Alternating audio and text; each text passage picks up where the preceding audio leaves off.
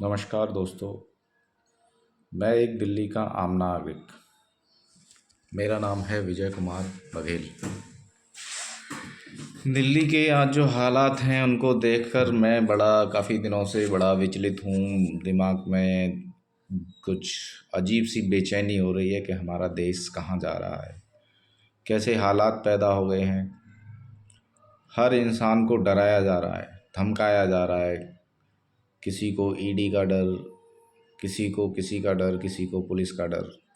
कोई इंसान सच बोलता है तो उसको पुलिस उठा लेती है या ईडी उठा लेती है, या ईडी का रेड पड़ जाती है, या सीबीआई की रेड पड़ जाती है।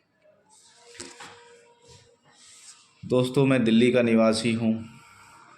यहाँ एक मैं एग्ज़ाम्पल देके आपको थोड़ा सा बताना चाहता हूँ। हो सकता है आपको गलत लगे, हो सकता है मैं गलत हूँ, लेकिन आप खुद थोड़ा सा विचार कीजिए इन चीज़ों पे कि अगर यहाँ पे जनता कहीं पानी के लिए समरसेबल लगवाती है या मोटर लगवाती है, तो आज ये समय आ गया है कि जो समर लगाने वाले मज़दूर होते हैं, जो इंजीनियर होते हैं, वो पहले ही आपसे जब तय करेंगे कि भैया कितने में लगाओगे, तो वो पहले ही 10,000 रुपये 15,000 रुपये पुलिस का एडवांस मांगते हैं कि जी पुलिस को देने पड़ेंगे।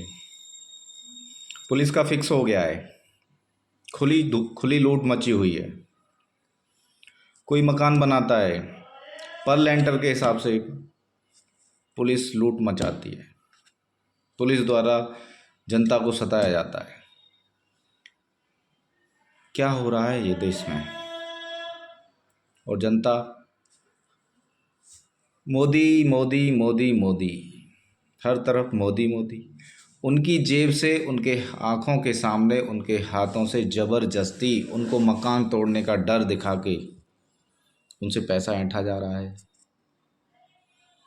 जनता को खुली आंखों से भ्रष्टाचार नज़र नहीं आ रहा है। बस मोदी मगन है कि वो हिंदूवादी है, सिर्फ हिंदूवादी। देश से कोई मतलब नहीं। कहाँ जा रहा है ये देश हमारा? देशभक्ति, मुसलमानों से नफ़रत करते करते आज इंसान देश से नफ़रत करने लगा है। जनता कब देश से गद्दारी करने लगी, उन्हें पता ही नहीं चला कि वो मुसलमानों का विरोध करते करते देश विरोधी हो गए। आज कंपनियों को डराया के, धमका के ये बॉन्ड जो ख़रीदे गए हैं, जिस तरह से एक आम नागरिक को मकान बनाते समय, समरसेबल लगाते समय डरा धमका के पैसा लिया जाता है, वैसे ही बड़ी बड़ी कंपनियों को डरा धमका के, ईडी का डर बिठा के, सीबीआई का डर बिठा के जनता को लूटा जा रहा है। बिजनेसमैनों को लूटा जा रहा है। सिर्फ गिने चुने दो चार बड़े बड़े जो उद्योगपति हैं, उनकी कठपुतली बन के रह गया है ये लोकतंत्र। लोकतंत्र की धज्जियाँ उड़ाई जा रही हैं। ये सरकार उनकी कठपुतली बनकर रह गई है। और हम, जनता क्या कर रही है? मोदी मोदी, घर घर मोदी। क्या कर रही है? अरे हम कुछ कर नहीं सकते, आवाज़ उठा नहीं सकते, तो कम से कम जो लोग आवाज़ उठा रहे हैं उनका साथ तो दे सकते हैं। आज के हालात क्या हैं? किसान आवाज़ उठाता है तो कुछ अंधभक्त क्या, मैं तो भक्त कहने से तो उन्हें गर्व होता है, उन्हें मूर्ख कहूँगा मैं, मूर्ख। क्योंकि उन्हें भक्त कहते हैं तो वो कहते हैं कि अरे हमें भक्त कहा जा रहा है, उन्हें खुशी होती है। कुछ मूर्ख किसानों को भी गद्दार कह देते हैं, देशद्रोही कह देते हैं।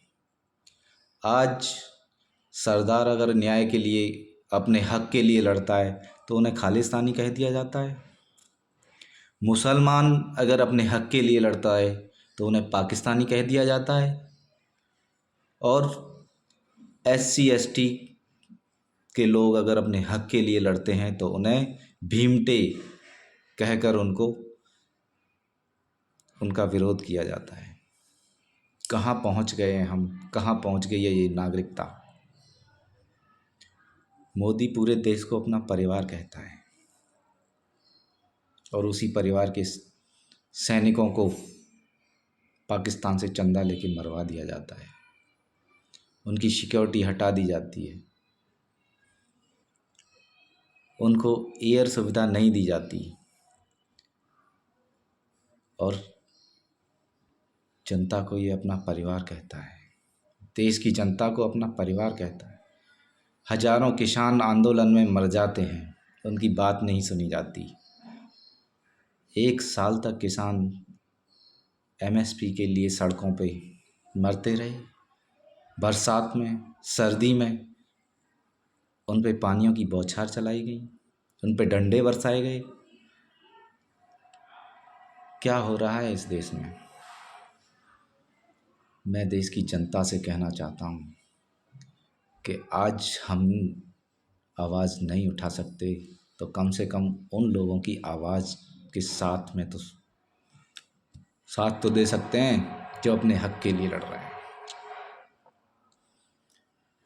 दिल्ली में लोगों ने इनके अत्याचार को अपना लिया,